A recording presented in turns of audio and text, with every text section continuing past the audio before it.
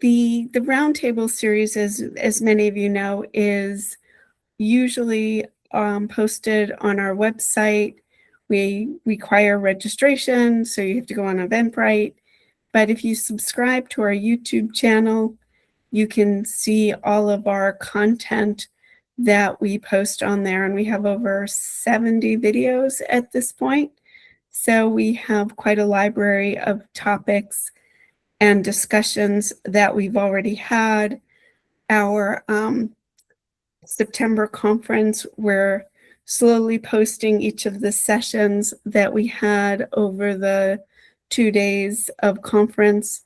And we're actually already even getting ready for September 16 through 18 will be the conference in DC. I'm already hoping some of you will join us, and we're going to put out a save the date here shortly. We're also going to be sending out a save the date and some content and reminders for July 30th is National Whistleblower Day. And usually the National Whistleblower Center hosts a luncheon.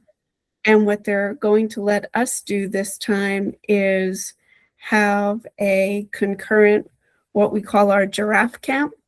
And we've partnered with George Washington University, and we're going to have a day of anti-corruption learning and understanding about whistleblowing for young people, the children of whistleblowers, journalists, advocates.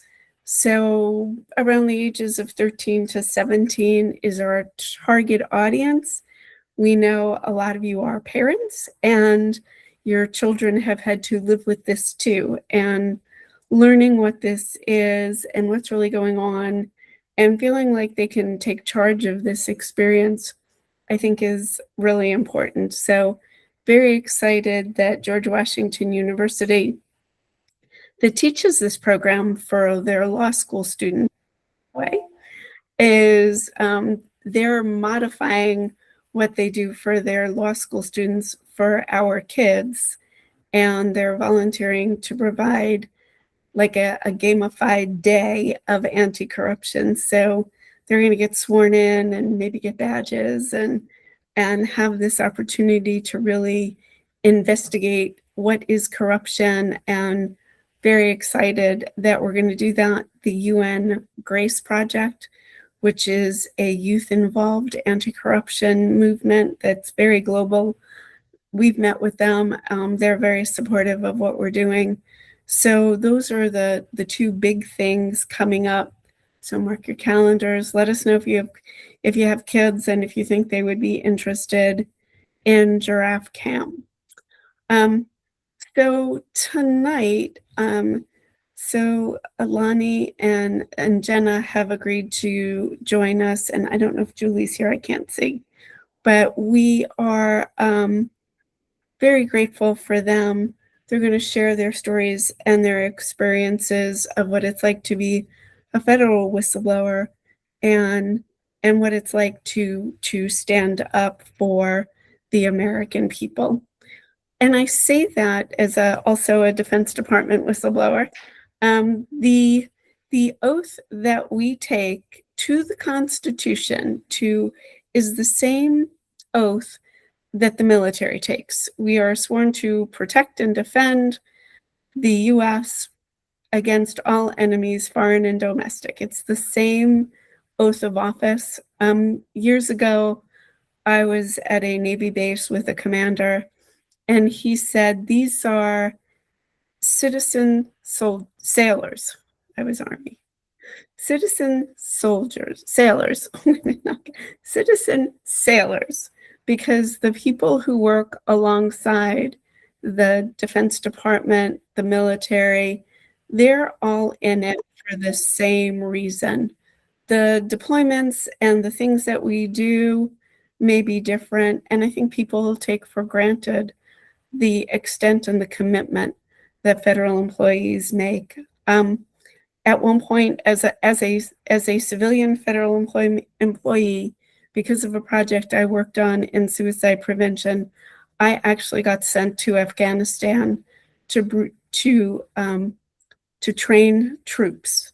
So the idea that we're bean counters and pencil pushers, and that we're not this boots on the ground doing very formal and informal things to protect this country and to improve the cause of democracy is just something I feel really needs a better understanding, and that this idea that government workers are somehow slackers or less than, or needing to be drained from the swamp, I think is such a disservice to the actual work that we perform every day.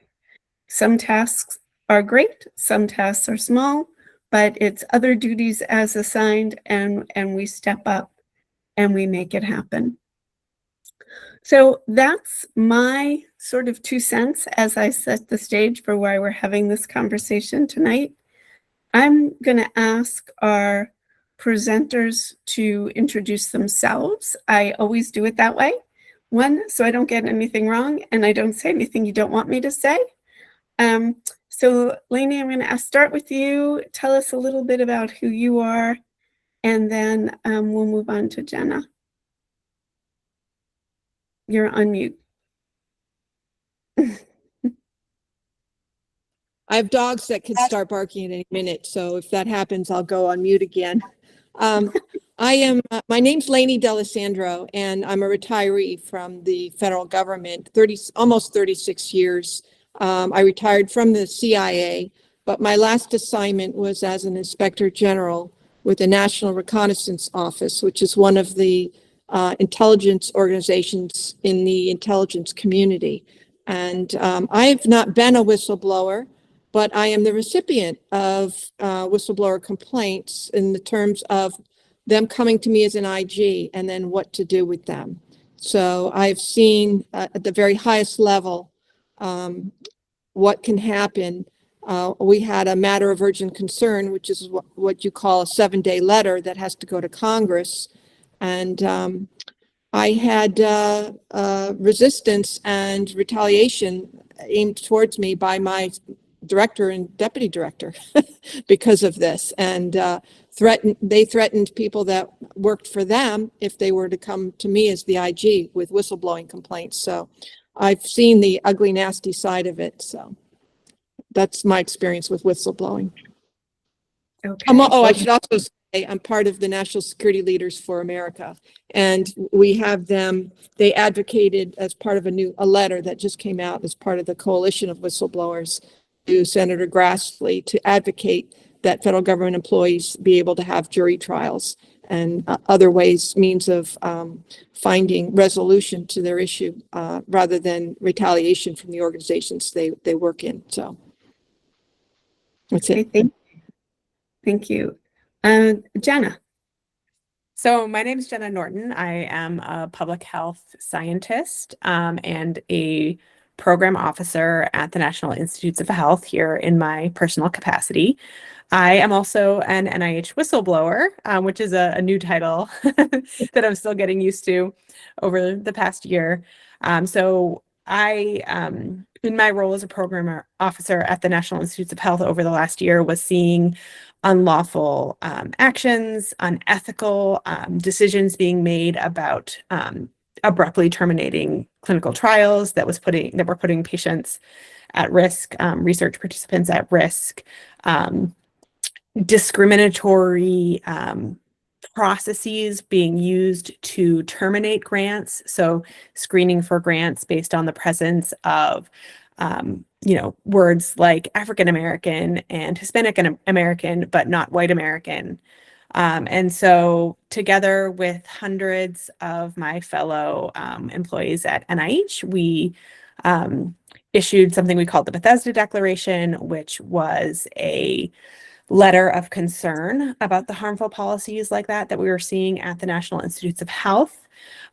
We sent the letter directly to our NIH director. After having raised concerns internally for several months and seeing no effect, we sent him this open and public letter that also was directed to HHS Secretary RFK Jr.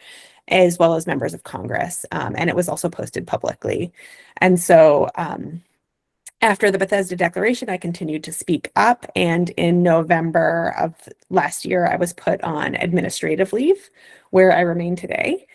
And I'm just continuing to try to get the word out, because a lot of these policies that we spoke up about initially are still ongoing at the National Institutes of Health as we speak.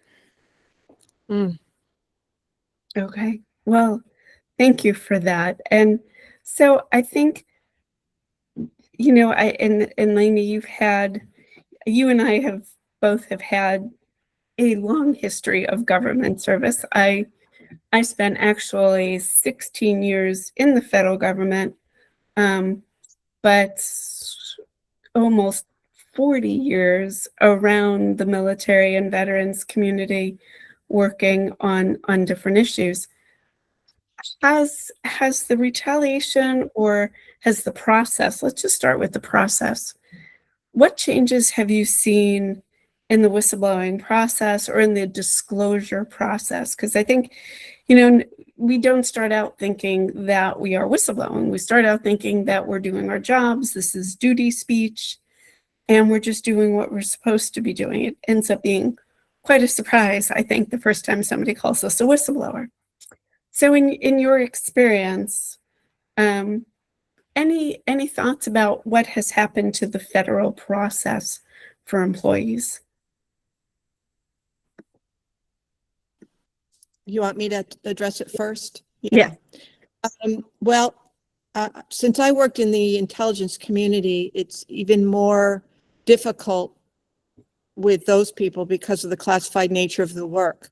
So if a whistleblower were to go and report it outside of channels, and they were disclosing classified information, which almost everything is classified by nature, they could be in trouble for disclosing national security secrets to unauthorized personnel, which can be very serious crime.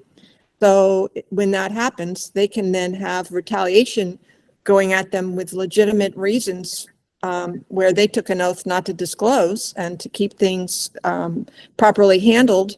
And by being a whistleblower outside of channels, they could be prosecuted for that. So it's still not resolved yet. There's a new law that's been drafted called the Empower Act that brings the whistleblowers in the intelligence community back under the fold likewise with other federal government employees. So they have a way. You may have heard about the whistleblower complaint that's been going on this year or last year, where Tulsi Gabbard has held onto it for months and not released it to Congress. And her reasoning is because of the classified nature of it. So the whistleblower just sort of hangs there in limbo, and it's defeating the whole purpose of public servants reporting when they see wrongdoing. And so you just can imagine how the abuse of that in a classified environment can be even worse. So I see some efforts on the part of the Make It Safe Coalition trying to bring this to the attention of Congress and changing legislation or introducing new legislation to make it better available for whistleblowers in the intelligence community and in the federal government writ large. But they have yet to be enacted as laws. But there's work being done. So that's the good news. Yeah, and Whistleblowers of America is part of the Make It Safe Coalition, and we have probably signed on to every piece of legislation for federal employees, the military, contractors, to give them better protections. Betsy, I'm going to ask you to put it in the chat. We just saw something this week from Congresswoman Tlaib on whistleblower protection protections for whistleblowers and journalists. I think it's new. I haven't seen or heard about it before, but I think it's in relation as well to protecting some of the press that do have clearance for reviewing national security documents. There's been an effort to try to remove some of the press, as well as some of the attorneys that were representing some of the whistleblowers in the national security space. They've had their security clearances suspended, which I think, we've talked about this before on here, that's one of the ways to go after a national security or any whistleblower with a security clearance is to threaten the security clearance and remove it, because that means then you can't work for the government or you can't work on a government contract. So, Jenna, I think that, jumping forward a little bit to the more recent, what has been in the scientific community the sense of how they're, and I almost feel like the research itself becomes the disclosure, right? You're trying to publish something, and yet the science itself is being questioned. How, as we sort through this, as people who may or may not have the same background as you, how do we make sense of this? Like, what is really happening? And is science really under attack? Or is there processes that are, is our institutions standing strong and not, and scientific rigor is scientific rigor? I don't know if I asked that well. I can take a pass at that, and then I see Paul has a hand up. But I think that, what we were whistleblowing about at NIH wasn't so much the results of science. It was really the processes that were ongoing at NIH that typically support the science and help science move forward, but in this case, we're actually interrupting science, right? So studies were being terminated right in the middle, which is, as I mentioned at the beginning, it puts research participants at risk. So many of these were clinical trials or other clinical studies where real human beings had been recruited into these studies. Some of them were receiving pharmaceutical treatments. Some of them were actually had devices implanted inside their body. And then all of a sudden the trial is cut off with no money to safely disenroll participants, right? And so people are left with medical regimens just suddenly cut short. Or in some cases, devices even left inside their bodies. And the research teams did not have the funding. Many of the trials that were terminated were being conducted abroad. And so there wasn't always necessarily a public health infrastructure to absorb those research participants. One of the things that I saw early on was because of the huge number of clinical studies being terminated right in the middle, they actually, the bioethics division at the National Institutes of Health brought many of us together to discuss the ethical issues that were created by these trials being terminated. And one of my fellow program officers talked about a trial on multi-drug resistant tuberculosis that had been delayed so long that they were not going to be able to continue treatment for the research participants. And when you cut off antibiotic treatment midstream, you actually increase the risk for further antibiotic resistance. And so by delaying this trial, by policy, NIH was actually risking creating a superbug. And so it's really been, I think, the harms that we've been seeing have been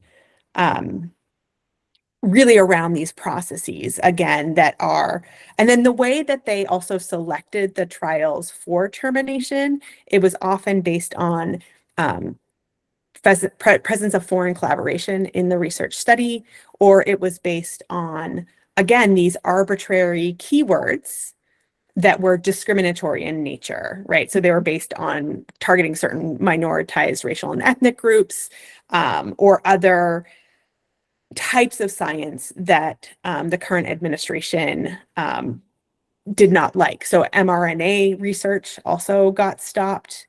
Any research on vaccine hesitancy also got stopped. Any research on climate change was stopped, all because they felt that these topics weren't appropriate. But that is not what the scientific community felt. All of these studies had been gone through multiple levels of peer review and had been deemed meritorious by the scientific community, which is why they were funded in the first place. So I'll pause there. But broadly, I do think science is under attack, and I can also give more examples, but I'll ramble all day if you let me. So no, and we've heard from so many other whistleblowers who lost their funding, and many of them were doing research like on women's health, and somehow gender got to be a hot topic, and so studying things like menopause and neonatal and perinatal, and some of those studies got defunded as well. And some of the USAID whistleblowers that we've talked to and the projects overseas that they're funding, some of those just, it's heartbreaking to hear the stories of how children in Africa were abandoned, and we've lost the ability to control potential outbreaks of disease and know about these things as they're festering, as well as some of the other byproducts too. And some of the USAID folks explain that when people are coming to the clinic, they're also identifying sources of trafficking, human trafficking, drug trafficking, terrorism. Those cells are in those communities where these, women and their children live and work, and they know about these things. And when they pass that information on to USAID would pass it on to state, or if they were co-located with the military, like in Afghanistan, they would share that kind of information. And so now we have a cone of silence around all of that. But I know, Paul, you've been patiently waiting. If you wouldn't mind taking a moment to introduce yourself and then ask your question or make your comment.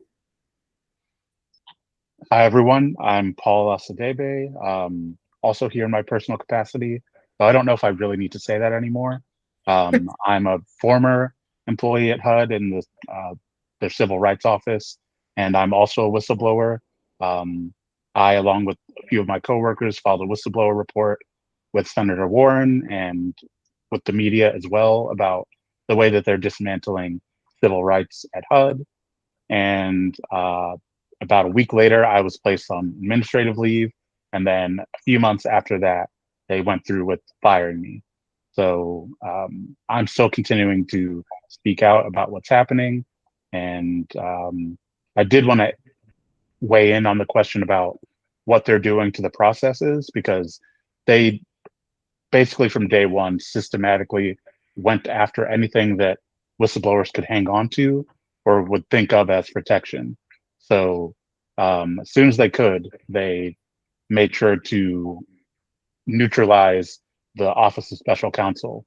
They installed someone who's not going to really seriously investigate anything, and is going to treat everything, even if they do investigate, as a one-off case and act as if none of these things are connected, which is a big problem for people who are trying to point to the pattern of whistleblower retaliation. The MSPB is completely overloaded and didn't have a quorum. Now it has a quorum, but the people are not. It was never really that great of a forum for whistleblower reports, but now it's like you can't expect that much from them. The FLRA is completely broken. So if you want to do it through your union and have that be the protection, that's not going to work that well either. Reporting to Congress clearly doesn't protect you. Reporting to the media. And what they've started to do is send out these policies that are basically gag orders saying that anyone who talks to the media, we consider that leaking non-public information, and we'll fire you for that. If you talk to the media or anyone like that, you are being disloyal to the government. The government is your client, therefore we'll fire you for that. just like basically shredding the First Amendment, shredding the whistleblower protections, even when the laws say that you can't have blanket policies like that, or you have to give people a written explanation that none of that can stop you from whistleblowing. It's not even that they're just not doing that. They're explicitly firing people on the basis of their statements or placing people on leave, things like that. So that's a big problem. But I would say the number one problem is just the fact of how retroactive almost all of these are, except for maybe the Office of Special Counsel. They should be able to issue a stay. But when they're broken, there's no other way. Like, my case is not a close case. It's not really up for dispute. They retaliated against the whistleblower, and yet this is the situation. So yeah. No, Not great. I appreciate you sharing all of that. I know just how frustrating all of this can be, and the length of time you invest in this. I always say I felt like my case was such a simple whistleblowing event, and it still took 5 years to resolve. I won at MSPB pro se, and that sort of gave me the impetus for starting Whistleblowers of America, because they helped me create this. And I think the being able to connect with each other and share some of this and find those pockets of hope is really where the challenge is at right now. So Paul, I really do appreciate your sharing those experiences, and I hope that we find a new way forward, and that that everybody who's been sitting in limbo will find either new employment or get reemployed, and that we will continue to do the good work that I know so many of us have done over the years. So Lainey, that kind of reminds me, I wanted to ask you to talk a little bit more about your group and the leadership, and what exactly has your group been doing, and could everybody here get involved, and sort of what are some of the next steps you see for federal employment? Okay, well, the NSL4A is it's a nonpartisan. It's not affiliated with any party per se. We have members from all parties, but it's really about concerned former and retired senior officers who are very concerned about what we see happening to today's democracy. And so we have a bunch of subcommittees within the group that work on different projects, Whistleblower being one of them. I'm the lead for whistleblowing. But we also have concerned efforts with women and minorities in the military and what's going to happen there. We have concerns with the Schedule PC and what that means and how it's reshaping what was basically an apolitical civilian workforce into a very political workforce to do what the person in charge wants to be done. And it's never operated that way before. The apolitical nature of the federal government was a very dear tenet that everyone preserved for the most part. I mean, working for 36 years, I did not know, even though I was at CIA, I had no idea what my colleagues' party affiliations were, who were they were voting for. It didn't matter, because out with one administration, the next day in with another, and we still had our nose to the grindstone doing the work of as public servants. So I think it's very dangerous what they're trying to do now, making it a very political organization. Extremely dangerous, and it flies in the face of democracy. It's not democracy. So NSL4A is focused very heavily now on the November elections coming up.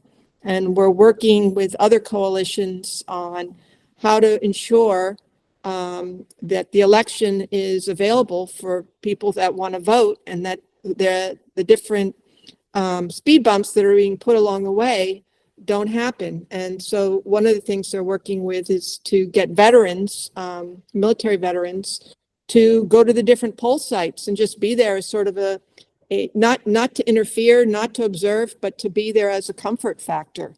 So people feel more comfortable going there, especially if they're going to have ICE or whomever present, you know, people with masks and dressed to look like they mean business is very intimidating. Some people wouldn't bother to go vote otherwise.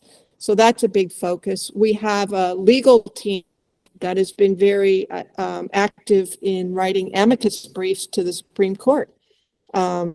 Notably, when they put the Marines and the National Guard in at LA, and to defend against that kind of intimidation and other things. They've been very successful at.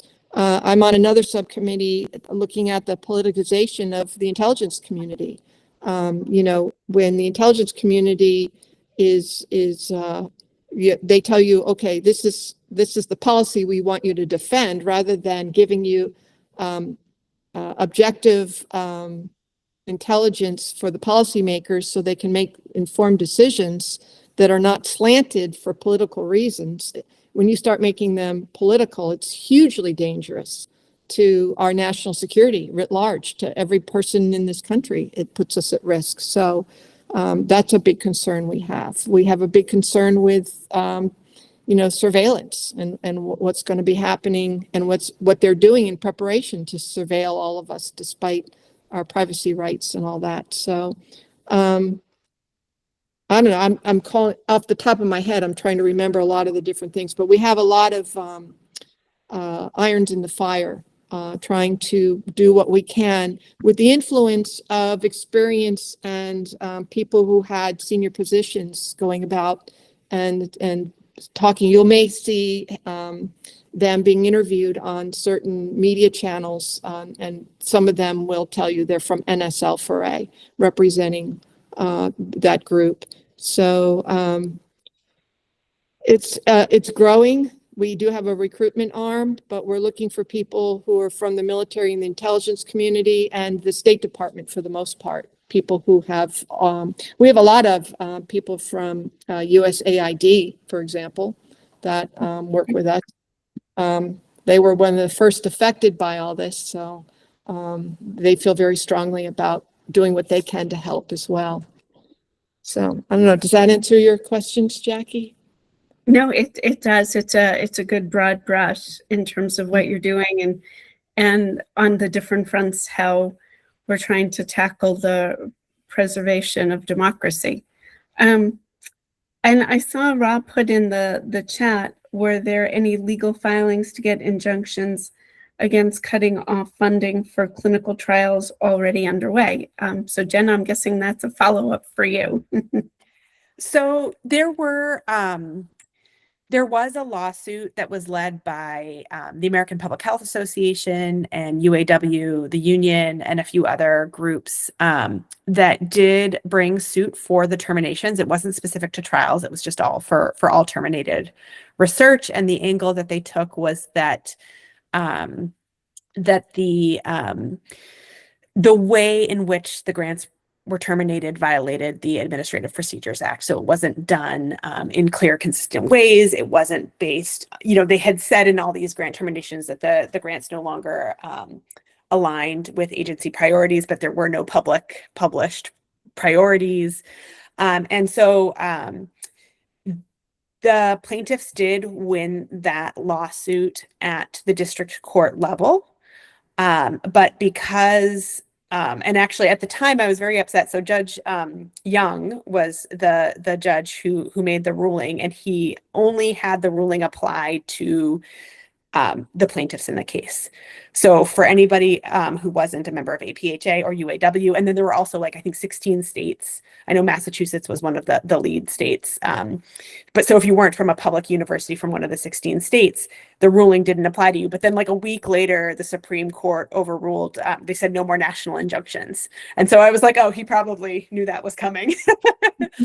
So the ruling did order NIH to reinstate the terminated studies for the plaintiffs only. And so anybody who was from a public university in one of those states, so like Harvard, was not protected unless the individual PI was a member of APHA or UAW. Or if you were a public university in a state that wasn't on the list of plaintiffs, your grant has not been reinstated. And on the shadow docket, the Supreme Court, so the NIH appealed all the way up to the Supreme Court and on the shadow docket, and they they granted a stay on Judge Young's reinstatement order. By then, NIH had already reinstated most of the grants that were eligible, not all of them, but most of them. And so they opted not to re-terminate, thankfully.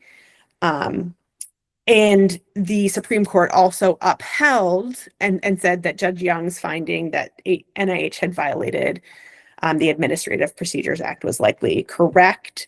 And the reason why they overturned the stay was they said, oh, they should have taken the court through like the Court of Federal Claims instead of the district court, which is sort of absurd because they weren't trying to get money, they were trying to get their grants reinstated, and the Court of Federal Claims can't even do that. So it was one of those sort of Supreme Court rulings that at least made me really worry about the state of our Supreme Court, which is another ongoing issue. There are ongoing cases about some of the delayed studies, as well as, NIH basically put out these really quick priorities that are really, really thin, and any scientist who looks at them could tell you that they're not really enough to hang anything on. And they put out a new policy that basically says, no, we don't have any list of banned words. We just have a computational tool that screens for terms that are potentially associated with misalignment with agency priorities. It's like crazy Orwellian doublespeak for banned words. And so they are still to this day screening words, screening grants for these keywords effectively. And while the process on paper says that program staff, people like me, should be looking at the output of that screening tool and actually deciding whether or not scientifically the grant is aligned with agency priorities, my colleagues who are still there uniformly tell me that when they try to push back on the output from this screening tool, that they are almost always ignored. They are almost always overruled. That when they try to document their dissent, they are told by leadership that it's a waste of time for them to push back, and that they can't document their dissent in any of the official paperwork. And so the processes ongoing at NIH are still deeply concerning. And when Lainey was talking about the way that agencies are being politicized, I think NIH was always a little bit unique in, we typically only had 2 political appointees at the entire NIH. It was the NIH director and the director of the National Cancer Institute. And most of our decisions were not political at all. They were based in science, and they were based on peer review, internal programmatic review, and then a secondary review by another external scientific body, our councils, with very little political influence. Occasionally, a president might make the case to Congress, as Obama did with the BRAIN initiative, or as Nixon did with the war on cancer, that additional funds should be set aside for a subject that they prioritized. But they went through Congress to get that funding. And it was always done in a way that put money toward a research area. It was never done in a way where ongoing research was halted. The only other case that I can think of that comes close to that was when stem cell research was brought into question under the Bush administration. And some of that was brought to a halt. But aside from that, I mean, this level of political interference at NIH, I've never seen anything like it in the decade that I've been involved with NIH. All right, well, thank you for that. I'm gonna jump to the questions in the chat. And by the way, if you do want to ask a question or if you have something you want to share, we always do kind of open it up for more dialogue to take place. But I don't know who C is, just says C. Could y'all talk a bit about the different avenues available to a whistleblower from the moment they find themselves with information they think should be made more broadly known? I feel like I used to know the answer to that question, especially, you know, if it was a government, and I think Paul talked about the OSC MSPB is the process. And I was I was an Obama appointee, so my case goes back now. I think it's settled in 2020. Oh my gosh, I can't even remember anymore. But it took in that 5 years, it worked its way through the wickets. And there were a lot of things that I think I know about the process. I'm not 100% sure I would be as firm in my commitment to some of that advice I used to give. I just think because as you know, Paul so aptly described, that there's been that it is tainted in how it's functioning right now. Whistleblowers in general overall have not had a great track record. I think in a previous study before this administration, there was I think one of the statistics is 7% of whistleblowers actually win their cases. So we know there's a lot of lag in that. But if I really thought at this point that I had something really important that I felt was either a national security issue or a public health hazard, if there was a safety issue involved, contaminated drinking water, and I didn't want to see my fellow citizens drinking poison, I would first advise that you be sure that you have the right level of evidence for your case, and to immediately start with an attorney. When I started my case, I didn't even know I needed an attorney because I thought OSC, they were my attorney. And the day she told me that I should consult with an attorney about settlement, I was like, wait, aren't you my attorney? And that was that was probably 8 months in, and it was a big aha moment. It was like, oh wait, you represent the government, not me. And I'm really neutral, but I mean, at that point, it was I think the cards were then on the table. That's who they work for. That's who they send their reports to. So I think just really have your ducks in a row and have an attorney, have a good conversation with your family. Because as I mentioned about Giraffe Camp when we were getting started, this is a family issue. It affects everybody. Lainey, any other thoughts that you would add to that? And then I see hands are up with, I think, Paul, Jenna, and Bali in the orders I'm seeing them. The only thing I would add to what you have to say is I think MSPB and OSC are probably no place that you really want to start these days, okay? Because loyalty test is one of the first things that organizations are looking for. But I would say document everything you have. Document every conversation, the dates, the times, what was said, who said what else, any other proof that you have. That's going to be the only strong thing that you're going to have going for you when it comes to being a federal employee who's going to whistleblow. So, and Paul wanted to talk too. Yeah, there's a lot of different options actually. There's the whistleblower protection laws, as they're written, protect a lot of different types of disclosures. in terms of what you will actually experience, it's probably going to be a lot worse than that. So you can do it publicly. You can like say it was me, or you can do it pseudo anonymously, as in you can try to do it anonymously, but that does not mean that it won't come out that it was you eventually. And it could just change your working environment. You might think that you're like saving yourself, but it will change how you feel at work when, especially if there's a big reaction to it and they're like searching for who did this. That could be a very uncomfortable thing. But at least in our instance, there were 2 of us who were public and 2 who were anonymous.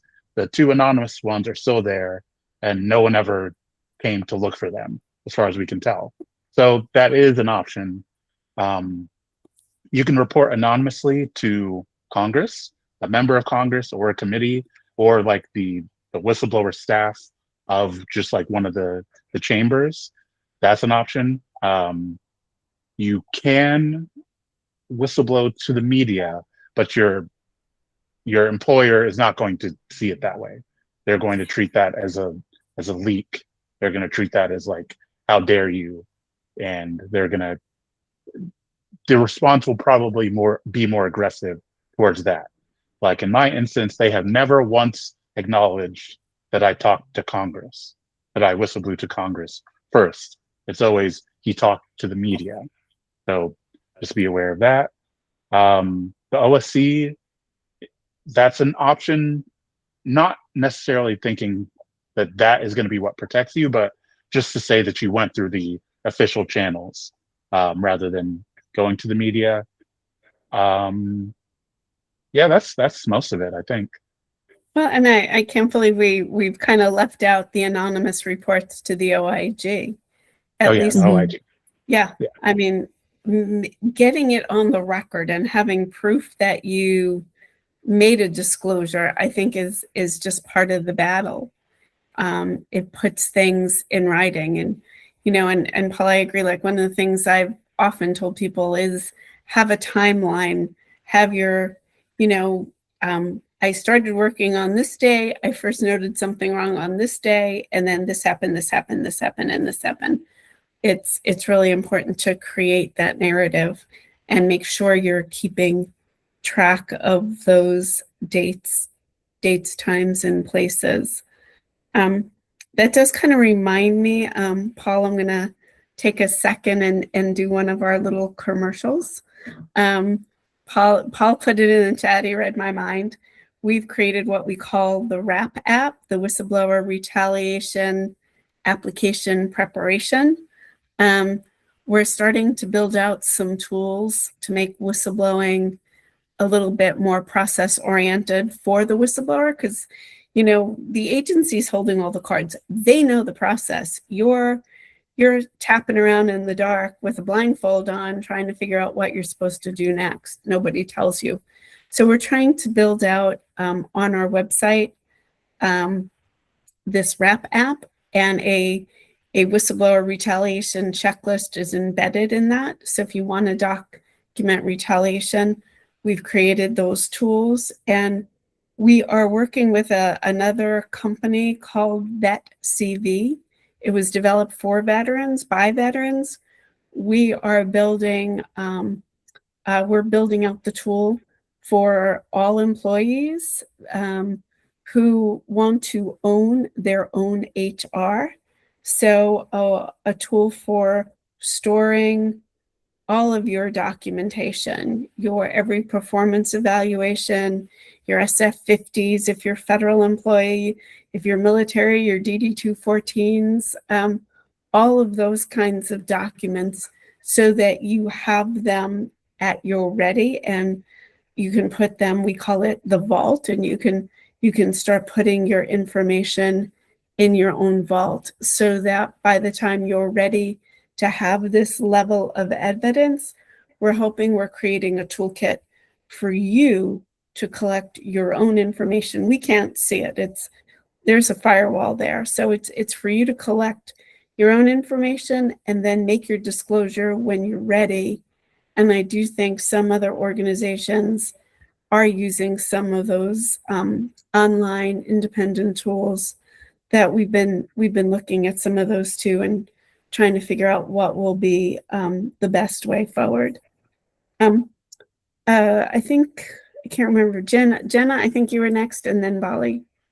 Yeah, so I wanted to add a couple of things to the conversation. So definitely want to emphasize documenting, as you just referred to, Jackie. And then also, as you mentioned, documenting on your own devices, because once you go public, you may lose access to your work computer and things like that. So any emails that you want, make sure you're taking pictures or otherwise saving those so that you'll have them. My understanding is if you are disclosing information that is not in any way classified or otherwise protected, you can whistleblow to anybody. That is protected under the law. There, I think, are some optics things to consider, though, because I do think it is perceived better when you try first to whistleblow, like through your chain of command, like, speak up within your leadership, which is, what many of us did at NIH. And we only went public when we were realizing that, and we'd also gone to Congress sort of behind the scenes with many of our concerns. But often what we heard from Congress is like, we can't really do anything about this unless the public gets engaged, because Congress is really, there's so much, influenced by, and there should be, right? Because they are there representing the people. And so, that is when we decided to go public with our concerns at NIH, is because internal channels weren't working. Congress, we weren't really able to be very effective.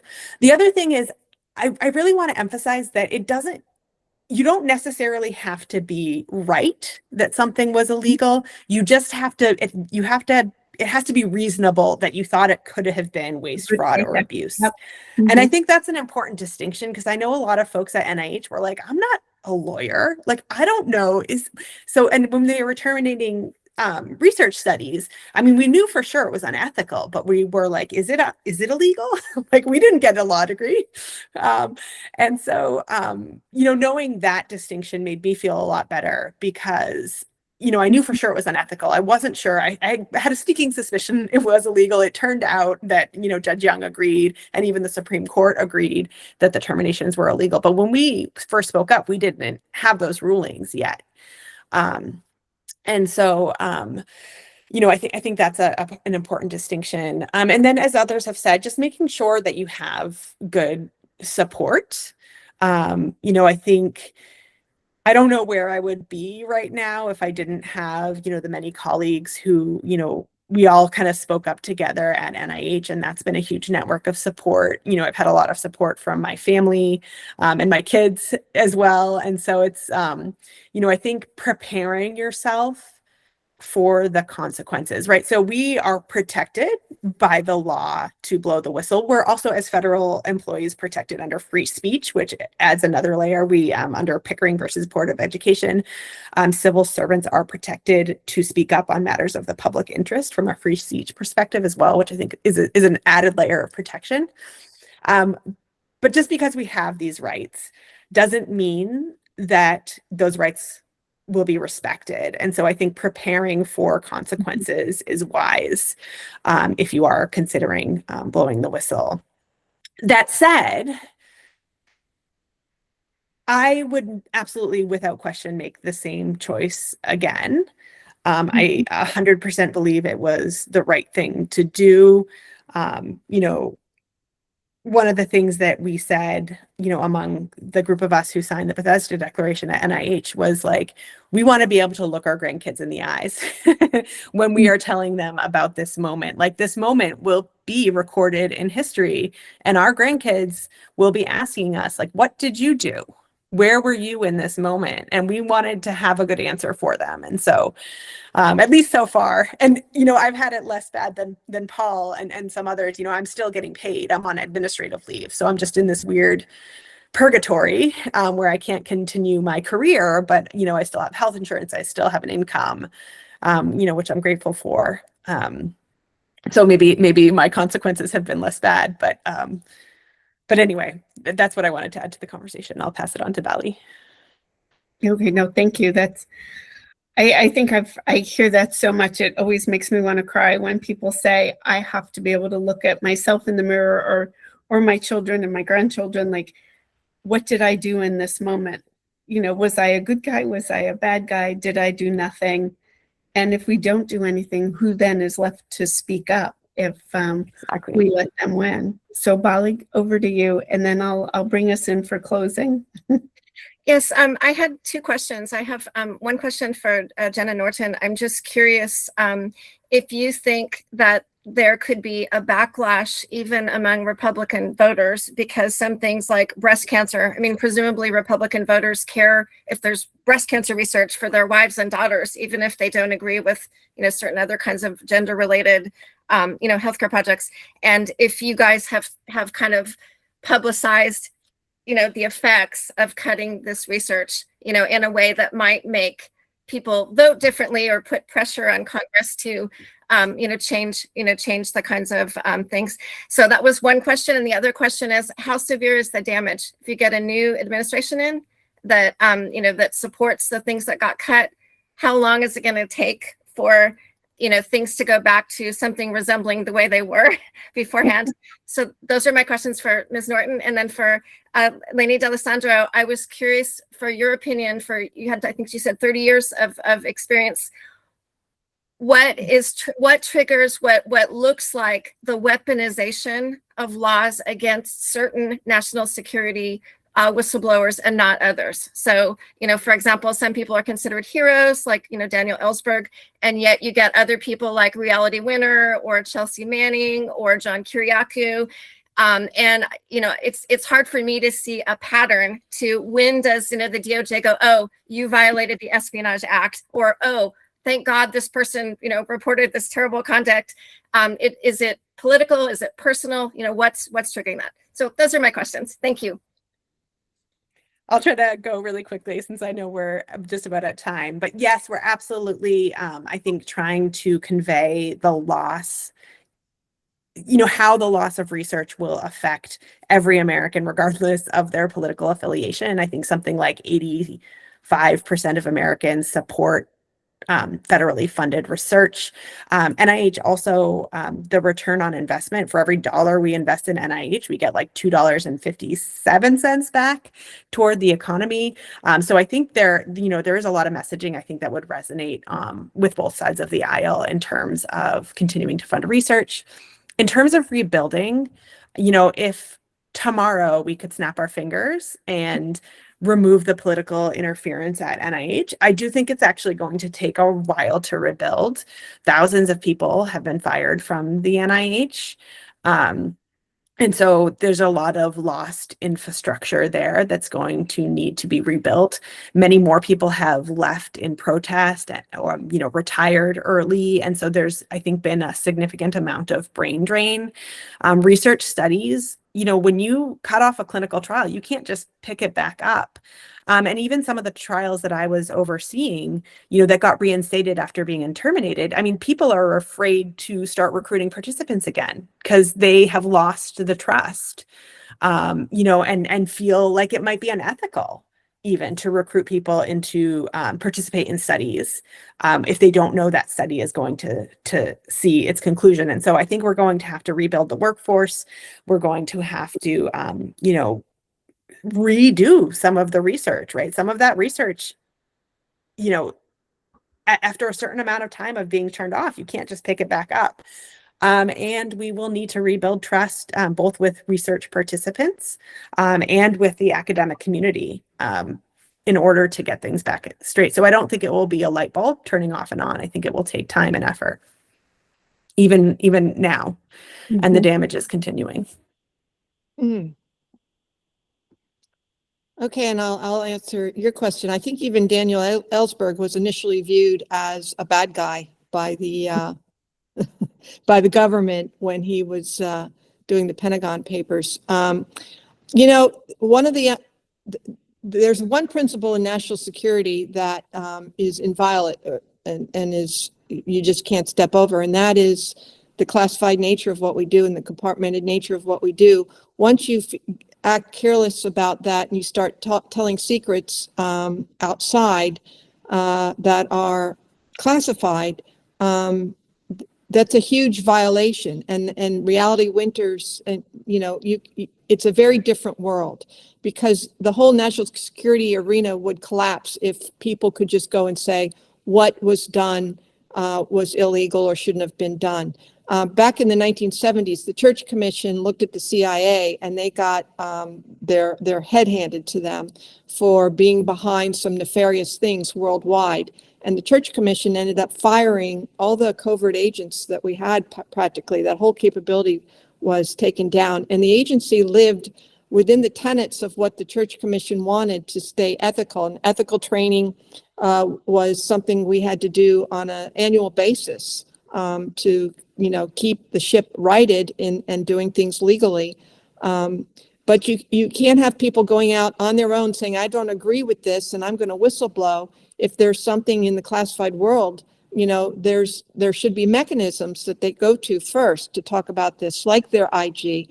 And if people don't, then we lose the trust of gaining intelligence from other agents for other countries as well, which is where a large part of our knowledge.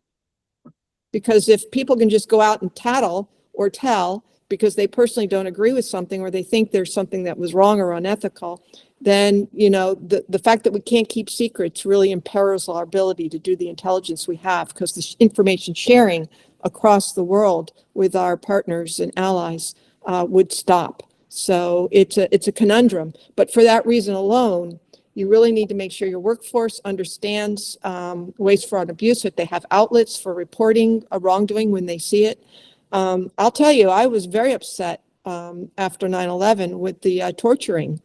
The agency was out there waterboarding people, and it's a very divisive subject. There are people inside the agency who are very supportive of it, and there are other people who are aghast, don't want to be associated with any agency that thing. But that the world of espionage is a little shady. So, but in order to maintain the national security of our country that we love. So you have to learn how to play in that world legally. You have to understand why you do what you do the way you do it, respect the processes that are in place, but then have mechanisms where you can actually report and have something done about things when the wrongness happens. Mm-hmm. Yeah, no, thank you. John Kiriakou has been a good friend to us over the years. We've been on his show. He's been in our conference, and just his story and how compelling it is always a reminder of the risks and that whistleblowers take, but that the good that can come from it. I did see, Beata, you had a hand up a minute ago. I think you're still here. Oh yeah, there you are. I just would like to add to the conversation the importance of documentation. When I was reading documentation provided to me by the agency, I have discovered that I was participating in meetings that didn't happen. I was quoted for saying things I never said. So even benign interactions with people, they need to be recorded. When you are leaving, when you are coming to work, when you're leaving, I was on RA, so I was in office only 3.5 hours. And in the documentation, I was participating in a meeting when I'm not in the office. So, and I just wanted to say the importance of that. Yes, the devil is in the details, right? Yes. Yeah, that's all part of the, and I would add too that when I did discovery, I got like, oh, are you available Tuesday kind of emails. But when I did a FOIA, I got some very different emails. And that's where reading those emails to the judge, I think made the difference, because he was able to see the animus and what was going on sort of behind the scenes that I didn't get on discovery, and it took a FOIA. So, I mean, I think that's another tool in the toolbox. We find a lot of stuff on FOIA. Jason Leopold is amazing at all his FOIA files and all the things he puts out in the public domain. So I'd recommend looking at his site as well for information. Thank you. So as we get ready to close, I haven't begun to plan April's roundtable. I am going to be out of the country, I think, the last 2 weeks of April. So somebody else may have to host. So that's up for grabs. And we are, I'm going to be at there's the Academic Anti-Corruption Conference of the Americas that's going to be in Quito, Ecuador, and I'm one of the 2 Americans that are actually presenting at that conference. So I'm really excited about that at the end of April. And then in May is the Law and Society Conference in San Francisco. So there are a couple of other opportunities for conferences, for things to connect over. And we are getting ready to launch, I'm very excited about this, with a Workplace Promise Chamber of Commerce that's going to be focused on assisting in corporate right doing, and a platform for the ISO, the International Standards for Operations for Whistleblowing Management Systems. We are in the process of building all of that. That goes hand in hand with the Vet CV program that I mentioned. We are expanding some of our sort of self-help tools, and those are the 2 big projects we're hoping to launch as we've launched our membership. I know some of you are already members of Whistleblowers of America. You can go online and become a member if you're not already. And again, most of our work has been focused on understanding retaliation and the trauma that it causes. And I just wanted to note today, I saw the passing of Edna Foa, who was one of the pioneers in retaliation and in trauma and PTSD. And so I feel that we've had a great loss today. But we will continue with the work and developing a better understanding of trauma and in how to really protect whistleblowers and give you guys the tools that you need moving forward, and hopefully continuing to make the workplace a safer place, because everyone deserves a safe place to work. That's our motto. And as that spills out, hopefully the federal workforce and our government and our democracy. So thank you, everybody, for joining tonight. Really appreciate the great work that you're all doing every day on behalf of, the American taxpayer, and making this place, the best country that it is. So thank you.